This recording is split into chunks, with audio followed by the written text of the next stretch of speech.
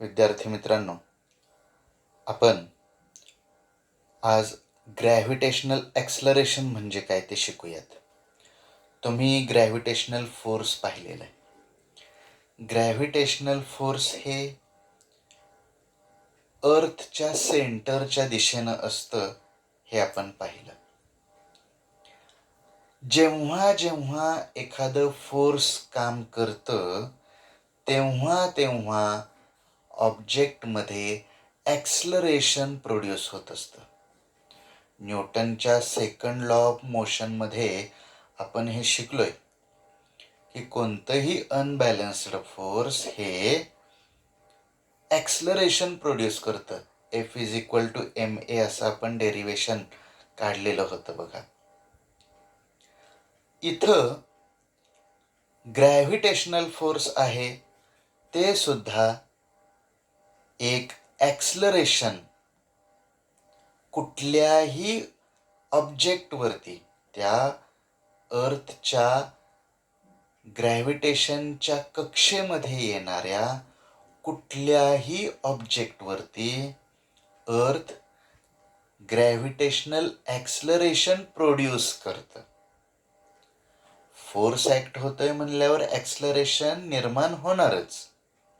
म्हणून तर आपण वरती फेकलेला एखादा चेंडू, त्याची व्हेलॉसिटी कमी कमी कमी कमी होत जाते आणि तो चेंडू खाली येताना त्याची व्हेलॉसिटी वाढत वाढत जाते. व्हेलॉसिटी चेंज होणं म्हणजेच ॲक्सलरेशन प्रोड्यूस होणं, बरोबर. तर ग्रॅव्हिटेशनल फोर्समुळं एखाद्या ऑब्जेक्टमध्ये ॲक्सलरेशन प्रोड्यूस होत असेल तर त्याला म्हणायचं ग्रॅव्हिटेशनल ॲक्सलरेशन. ग्रॅव्हिटेशनल फोर्समुळं जे ॲक्सलरेशन प्रोड्यूस होतं त्याला म्हणायचं ग्रॅव्हिटेशनल ॲक्सलरेशन. ओके. कोणत्याही ॲक्सलरेशनला डायरेक्शन असते, म्हणजे ॲक्सलरेशन ही व्हेक्टर क्वांटिटी आहे. त्यामुळं ग्रॅव्हिटेशनल ॲक्सलरेशन ही सुद्धा व्हेक्टर क्वांटिटीज असणार आहे. ॲक्सलरेशन हे नेहमी फोर्सच्या डायरेक्शनमध्येच ॲक्ट होत असतं, म्हणजे ॲक्सलरेशनची डायरेक्शन सुद्धा फोर्सच्या डायरेक्शन सारखीच असते. मग सांगा, ग्रॅव्हिटेशनल ॲक्सलरेशनची डायरेक्शन काय असेल? ग्रॅव्हिटेशनल फोर्सची डायरेक्शन तीच ग्रॅव्हिटेशनल ॲक्सलरेशनचीही डायरेक्शन असते. म्हणजे ग्रॅव्हिटेशनल ॲक्सलरेशन हे towards the centre of the अर्थ ॲक्ट होईल, बरोबर. आता आपण ग्रॅव्हिटेशनल ॲक्सलरेशनचा फॉर्म्युला डिराईव्ह करूयात. यासाठी आपल्याला ग्रॅव्हिटेशनल फोर्सचं एक्सप्रेशन आठवावं लागेल. आपण हे शिकलोय, gravitational force is given by G capital M small m upon R square. यामध्ये what is this G? Capital G म्हणजे ग्रॅव्हिटेशनल कॉन्स्टंट आहे. आपण ग्रॅव्हिटेशनल फोर्सच्या एक्सप्रेशनमध्ये हा कॉन्स्टंट ऑफ व्हेरिएशन घेतलेला होता, युनिव्हर्सल कॉन्स्टंट. याची व्हॅल्यू 6.67 इंटू 10⁻11 एवढी आपण पाहिलेली होती. कॅपिटल एम म्हणजे मास ऑफ अर्थ आहे. स्मॉल एम म्हणजे मास ऑफ द ऑब्जेक्ट. बघा, जर अर्थ आणि एखादं ऑब्जेक्ट आपण विचारात घेतला तर हे ऑब्जेक्ट आपण पृथ्वीवरती आहे असं विचारात घेऊयात, पृथ्वीच्या सरफेसवरती. मग ह्या ऑब्जेक्टचं मास स्मॉल एम आणि अर्थचं मास आपण म्हणूया कॅपिटल एम. आणि यांच्या सेंटर मधलं जे डिस्टन्स आहे ते डिस्टन्स आपण घेऊया कॅपिटल आर, म्हणजे रेडियस ऑफ अर्थ. ठीक आहे. तर हा आहे ग्रॅव्हिटेशनल फोर्सचा फॉर्म्युला. या ऑब्जेक्टवरती अर्थ किती ग्रॅव्हिटेशनल फोर्स ॲक्ट करेल तर ते एवढं असतं. Capital G capital M small m upon R square. Okay, हे एवढं तुम्हाला ऑलरेडी माहीत आहे. दुसराही आपल्याला फॉर्म्युला माहिती आहे. जनरल फोर्स, कोणतंही फोर्स आपण ह्या फॉर्म्युल्यानं व्यक्त करतो.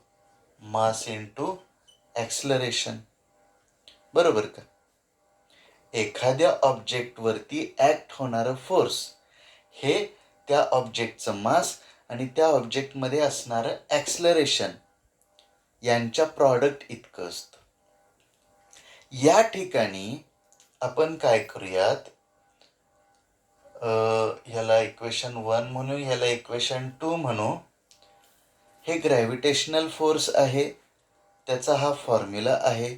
हे जनरली आपण फोर्सचा फॉर्म्युला जो लिहितो तो लिहिलेला आहे, पण हेही ग्रॅव्हिटेशनल फोर्स असेल तर याचा फॉर्म्युला सुद्धा या स्वरूपात लिहिता येतो. मग आपण काय करूया, हे दोन इक्वेशन्स इक्वेट करूयात. ह्यात आणखीन एक गोष्ट आपण करू शकतो, ती म्हणजे एम इंटू जी असं मॉडिफिकेशन करूया ह्या ॲक्सलरेशनमध्ये. Here a is equal to g. Acceleration जे आहे ते आपण ग्रॅव्हिटेशनल ॲक्सलरेशन म्हणून घेणार आहोत. हे जनरल फोर्स असेल तर एम ए हा फॉर्म्युला होईल, पण हे ग्रॅव्हिटेशनल फोर्स असेल तर तुम्हाला ग्रॅव्हिटेशनल ॲक्सलरेशन कन्सिडर करावं लागेल. बरोबर. म्हणून एच्या जागी आपण स्मॉल जी म्हणजे acceleration due to gravity, gravitational acceleration असंही म्हणू. तर मी हे दोन इक्वेशन्स इक्वेट करतो. बघा, M G is equal to G M M upon R square. काय लक्षात येते बघा, इकडं एम म्हणजे मास ऑफ ऑब्जेक्ट आहे, इकडं हे पण स्मॉल एम म्हणजे मास ऑफ ऑब्जेक्ट आहे. दोन्ही साईडचं एम आपण कॅन्सल करू शकतो by dividing both sides by small m. आपण जर दोन्ही साईडला ह्या एमनं डिव्हाइड केलं तर आपल्याला पुढं काय मिळेल, g is equal to G M upon R square. हा आहे ग्रॅव्हिटेशनल ॲक्सलरेशनचा फॉर्म्युला, ॲक्सलरेशन ड्यू टू ग्रॅव्हिटीचा फॉर्म्युला. ही व्हॅल्यू कशावर डिपेंड करते, ग्रॅव्हिटेशनल कॉन्स्टंटवरती, मास ऑफ अर्थवरती आणि रेडियस ऑफ अर्थवरती. आता एक महत्वाची गोष्ट लक्षात घ्या. हा जी म्हणजे ऑलरेडी कॉन्स्टंट आहे. मास ऑफ अर्थ तर कुठं बदलतंय, अर्थचं मास तेवढंच राहणार आहे. म्हणजे हे कॅपिटल एम हा सुद्धा कॉन्स्टंटच आहे. आणि रेडियस ऑफ अर्थची रेडियस तरी कुठं बदलणार आहे. त्यामुळं ह्या तीनही गोष्टी कॉन्स्टंट आहेत. जर इथल्या सर्व टर्म्स कॉन्स्टंट असतील तर त्यांची व्हॅल्यू म्हणजे आपलं ग्रॅव्हिटेशनल ॲक्सलरेशन हे सुद्धा कॉन्स्टंटच राहणार आहे. म्हणून आपण असं म्हणू शकतो, acceleration due to gravity is constant. आणि बाळांनो, जर आपण जी एम आणि आरच्या व्हॅल्यूज पुट केल्या तर तुम्हाला ह्या ग्रॅव्हिटेशनल ॲक्सलरेशनची व्हॅल्यू 9.77 मीटर पर सेकंड स्क्वेअर एवढी आढळून येईल. तर ग्रॅव्हिटेशनल ॲक्सलरेशनच्या बाबतीत आपण काय काय शिकलो, gravitational acceleration is produced due to gravitational force. त्याची डायरेक्शन कोणती? It acts in the direction of gravitational force, म्हणजे व्हर्टिकली डाऊनवर्ड्स, म्हणजे towards the centre of the earth. Okay, vector quantity आहे हे लक्षात ठेवा. आणखीन काय लक्षात आलं?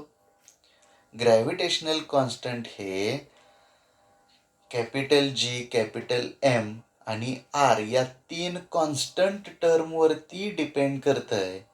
म्हणून ग्रॅव्हिटेशनल ॲक्सलरेशन हे सुद्धा कॉन्स्टंट आहे. बरोबर? ह्याची व्हॅल्यू किती येते? 9.77 मीटर पर सेकंड स्क्वेअर. ही व्हॅल्यू सगळीकडं सारखीच असते असं नाही. आपण पुढच्या व्हिडिओमध्ये जीची व्हॅल्यू कशी कशी बदलते ते बघणार आहोत. ओके, तुम्हाला ग्रॅव्हिटेशनल ॲक्सलरेशन कळलं असेल अशी अपेक्षा करतोय. ठीक आहे.